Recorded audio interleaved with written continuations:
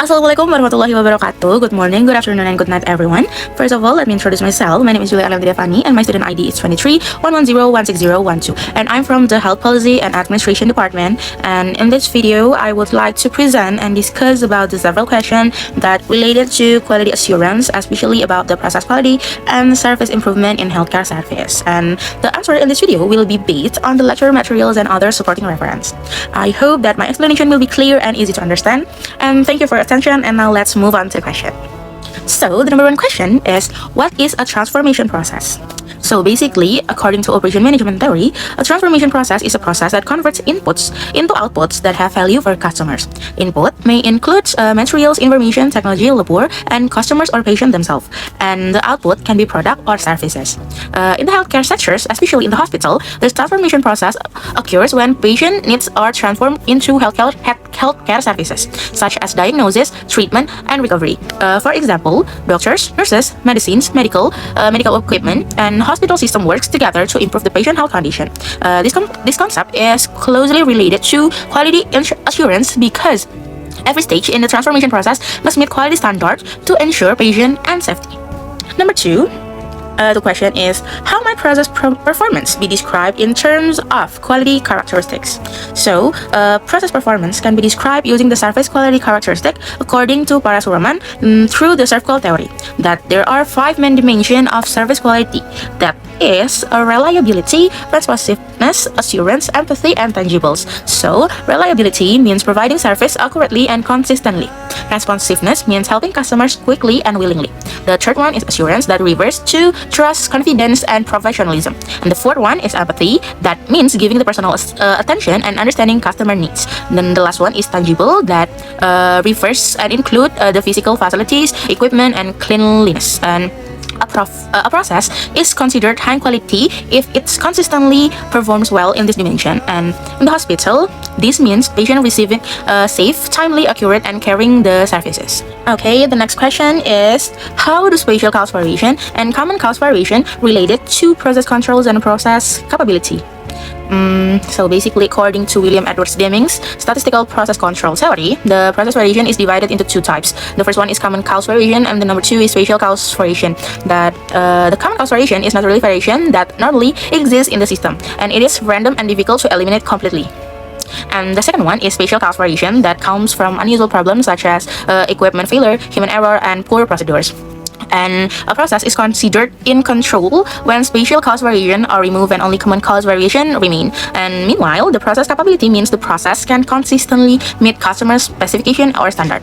And continuous improvement is important to reduce common cause variation and improve the process capability.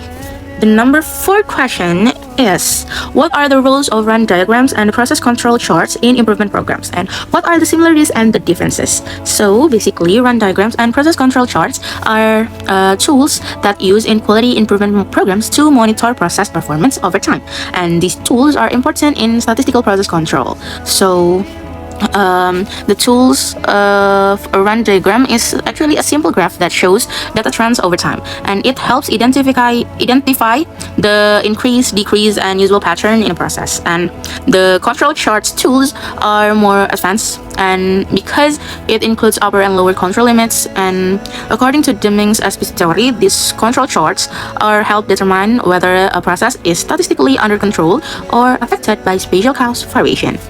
And for the similarities between these 2 tools are, the first one is both of these tools are displays data over time, and the number 2 is both of these tools are help monitor process performance, and the third one, these 2 tools are used for quality improvement.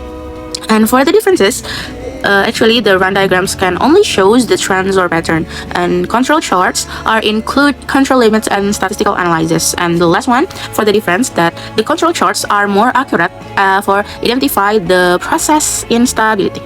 Next, the number 5 question is, in control charting for variables, why do we use 2 charts? For example, it's mean and range. So, in variable control charting, the 2 charts are usually used together, the mean chart and the range chart.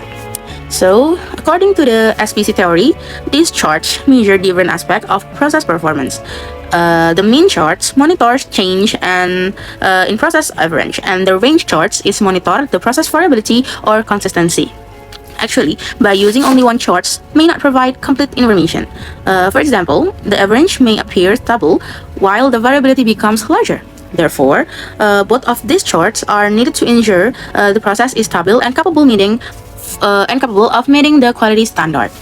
Next, the sixth question is inspection doesn't necessarily lead to quality. Why? So, according to Deming's quality philosophy, inspection alone cannot create quality because inspections only find defect after they occur.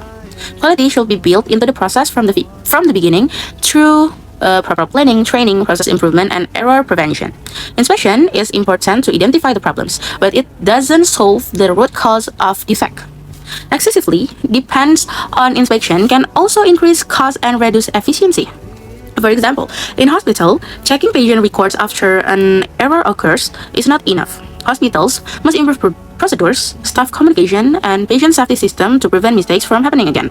Therefore, true quality comes from continuous improvement and good process management, not only from the inspection activities. Okay, and the last question is, quality is as good as the data is. And please discuss how do variables data differ from attributes data. So basically, from this statement, means that quality improvement depends heavily on accurate and reliable data. According to statistical quality control theory, poor data can lead to incorrect decision, wrong analysis, and ineffective improvement program. Therefore, organization must ensure that data collection and measurement are accurate. And there are two types of quality data. The first one is variable data. Variable data are numerical data that measured on a continuous scale.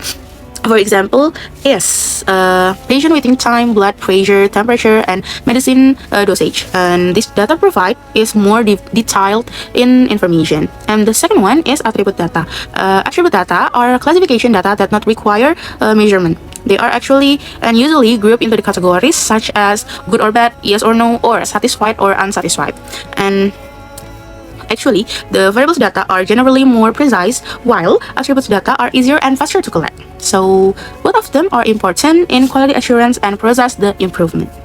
Okay, and that's all from my presentation about the quality assurance and process quality improvement in healthcare service. I hope that my explanation that I have present can help us better understanding the importance of quality assurance in improving healthcare service quality and the patient satisfaction. Thank you for your attention and your support. I apologize if there are any mistakes in my presentation. Wassalamualaikum warahmatullahi wabarakatuh, and thank you.